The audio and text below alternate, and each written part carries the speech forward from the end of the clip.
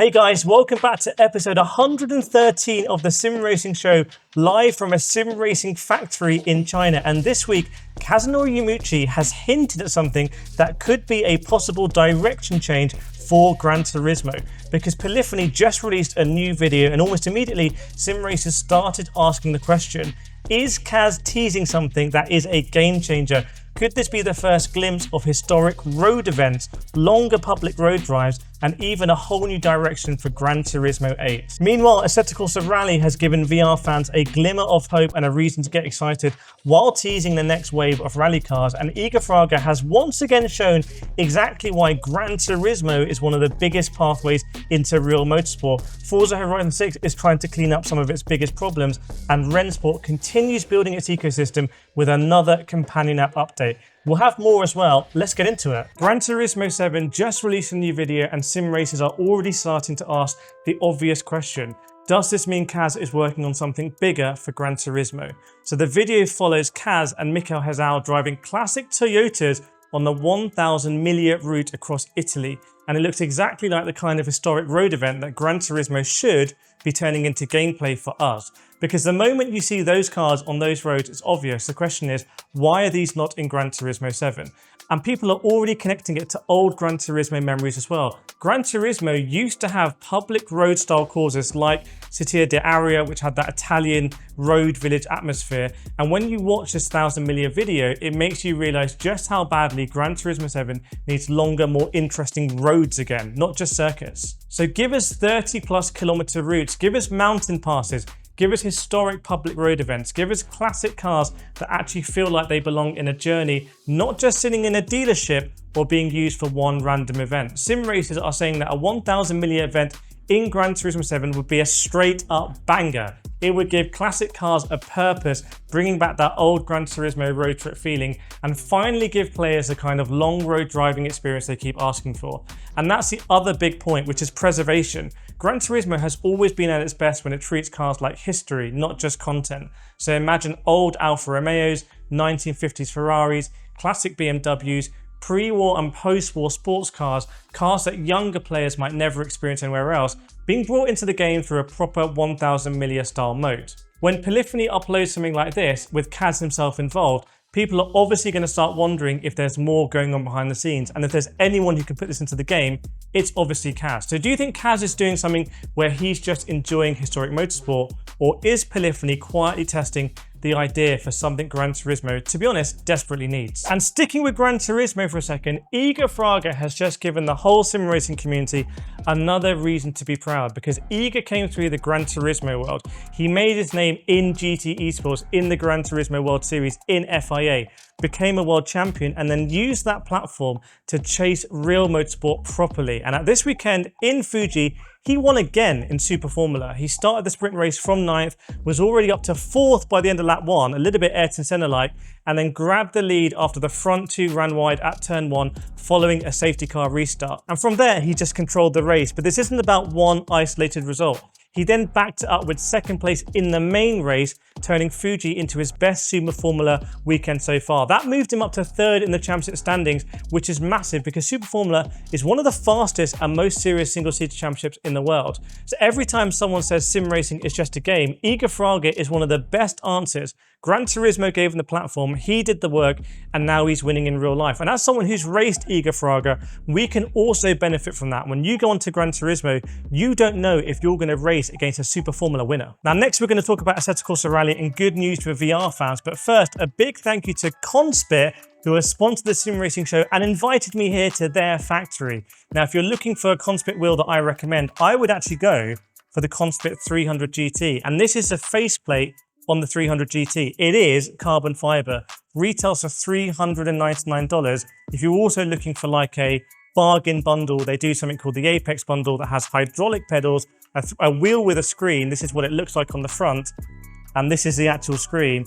and also an 8 Nm wheelbase. So lots to explore in Conspit. Go check out the link in the description, and big thanks to Conspit for sponsoring the sim racing show and inviting me to their factory. Right, Assetto Corsa Rally has given us a quick clue about virtual reality, and this is probably the biggest one for a lot of sim racers because the team are aiming to get VR into the game before the end of 2026, and we have to hold them to that. And honestly, for Rally, VR could be massive. Rally is all about elevation, danger, narrow roads, blind crest, and judging distance at speed. So if they get the VR working properly, that could completely change how intense Assetto Corsa Rally feels. But that's not the only long-term feature they are talking about, because the team are also looking at some kind of clubs mode. So if you remember in Dirt Rally, WRC Generations, and EA Sports WRC, clubs let communities create their own rallies, run championships, compare times, and keep people coming back without needing everyone online at the same time. According to game director Erwin Zonka, this has been discussed since the early design phase,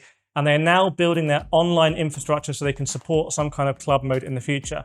Let me know in the comments, do you trust them? There's been a lot of stuff that's been delayed so far, but will also VR make Assetto Corsa Rally an instant buy for you? And speaking of Assetto Corsa Rally, here's some details about the next update, which is 0.6. And this one should bring new cars. 1 French car, 2 German cars, and all of them 4-wheel drive, spanning a few different decades. Now, the important bit is that these cars apparently still need license or sign-off, which is kind of crazy. So nothing is fully confirmed yet. But when you say 4-wheel drive rally cars and German and multiple decades, everyone's brain immediately goes to one car, which is the Audi Quattro.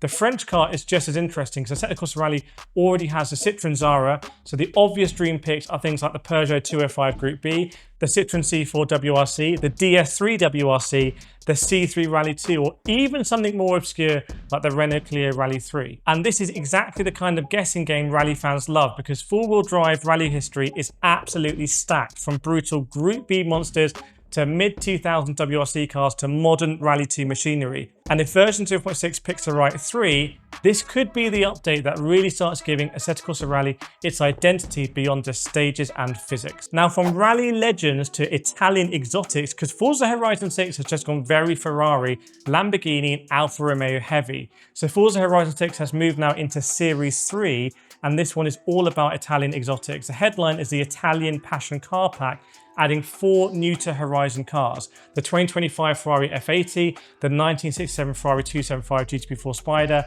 the 2021 Alfa Romeo Giulia GT Am, and the 1990 Alfa Romeo SE048 SP. So you've got modern Ferrari hypercars, a classic Ferrari, angry Alfa road car, and a strange Alfa prototype in one pack. But the more important bit might be the patch notes, because Playground are still cleaning up the game underneath. They've improved AI behavior, they say, to reduce those ridiculous corner entry collisions, fix multiple XP and credit exploits, and reset rival leaderboards after unrealistic times and old tyre behavior messed them up. So overall, Series 3 is a solid update, great Italian car content on the surface, but the biggest story is Playground trying to clean up exploits, leaderboards, AI, and save issues before they damage trust long term. So Rennsport have pushed out a new update, but this one's not about cars or tracks or physics really, it's about the companion app. So Rennsport say they've rebuilt the app's underlying architecture, which basically means the app should now be faster, cleaner, and easier for developers to build on in the future. The contest hub there has been redesigned, so upcoming race and session information should be easier to understand. The dash tab has been improved for telemetry and session data, and the whole app should now feel more consistent with Rennsport's wider platform. But irrelevant of that, are many people playing Rennsport full stop? Is changing the app actually going to change anything?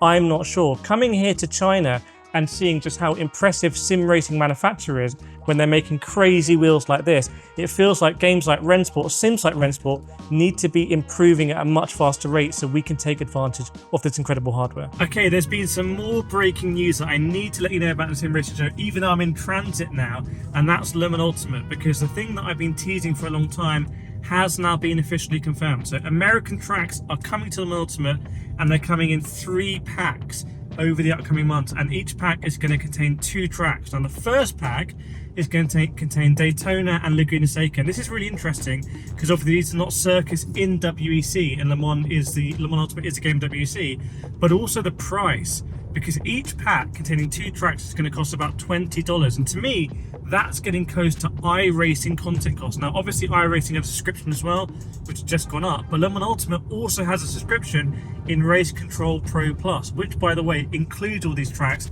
as part of it. So the actual like costs of running Le Mans Ultimate and running iRacing seem to maybe be getting a little bit closer. Now, there's going to be other big changes as well. One of them is going to be live stewarding. Le Mans Ultimate say that they're getting about 700 protests a day, so the driving is pretty crazy at the moment, and it takes them about 5 minutes to review every protest. To be honest, that seems a long time for me. What Le Mans Ultimate say they're going to do in upcoming update is they're going to allow you to actually tag in the replay file where the incidents have happened, and they say that will make everything smoother. To be honest, I think that will mean that a lot more incidents will get tagged and there'll be more to review. At some point they're going to need AI to review this at some level. But big Le Mans Ultimate news, so let me know if you're excited for that.